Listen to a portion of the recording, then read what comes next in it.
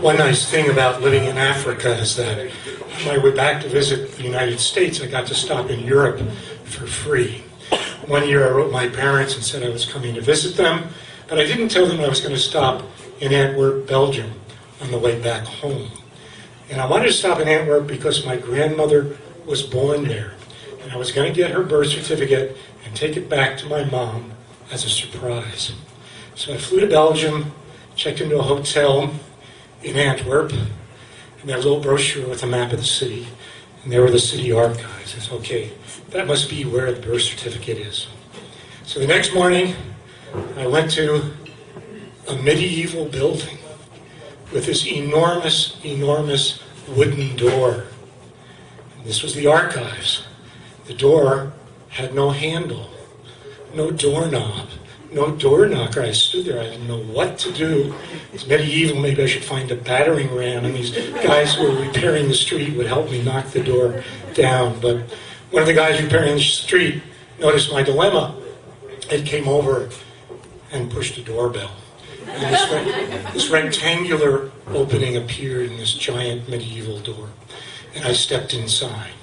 I'm inside the Antwerp City Archives, and the first thing I notice is that someone is running towards me, and he's gesturing, and he's yelling at me in Flemish, "Raus, raus, raus."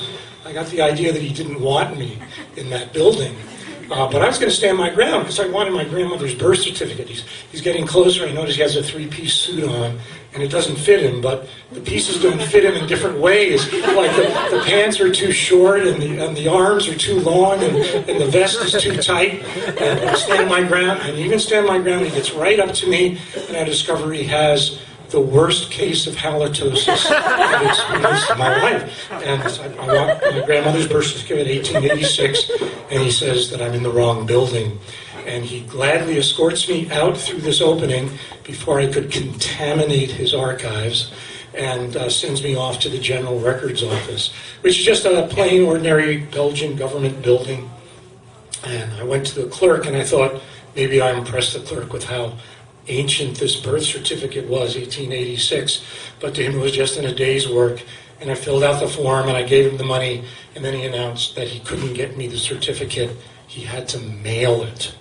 So I gave my mother's mailing address, and gave him money and everything, and off I went to the States. Well, when I was visiting my parents, a letter arrived from Antwerp. My mother immediately knew what it was. And we opened it up, and there was the birth certificate in Flemish, in handwritten Flemish, in handwritten 19th century Flemish. So we had no idea what it said. But it was attributed to my grandmother. She had a tough life. After she was born in Belgium, her father was a bosun for transatlantic shipping, and they moved to Brooklyn. My great-grandparents had 4 more children, all of them daughters. When my grandmother was 8, her mother died, and she had to raise her sisters as if she were the mother.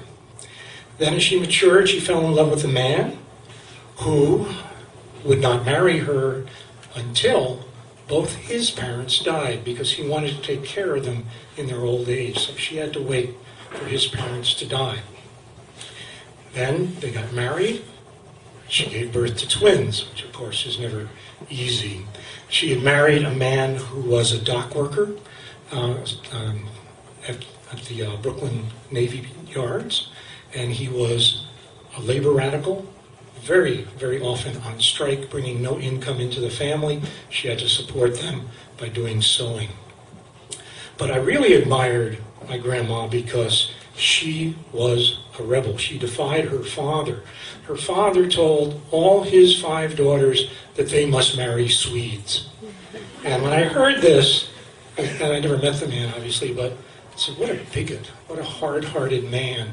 And then how great it was that my grandmother defied him and married this man, my grandfather, who was of German descent.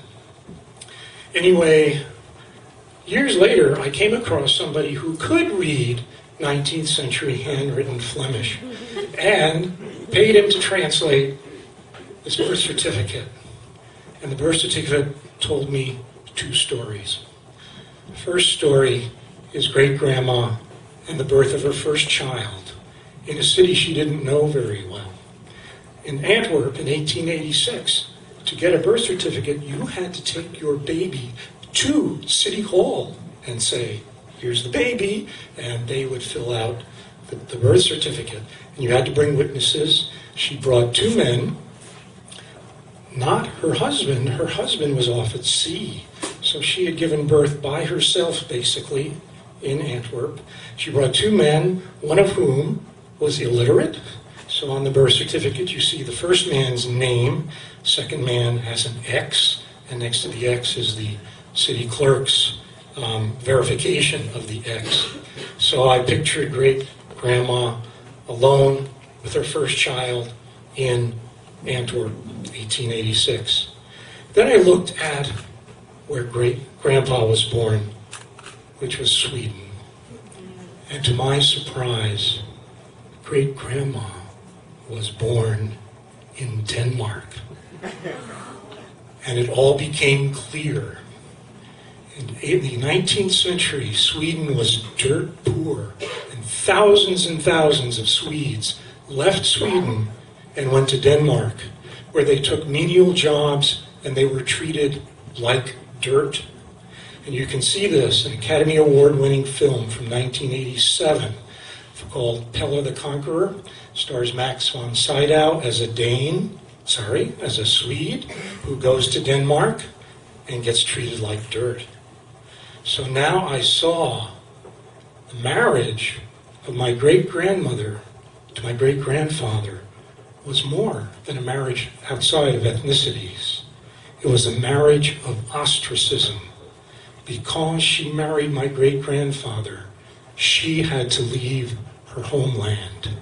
That sent them on to Belgium, eventually to Brooklyn. And then I realized my great-grandfather was not a bigot, not hard-hearted. He was considerate and thoughtful because he saw the pain that his wife went through because of the marriage, and he did not want any of his daughters to experience that pain.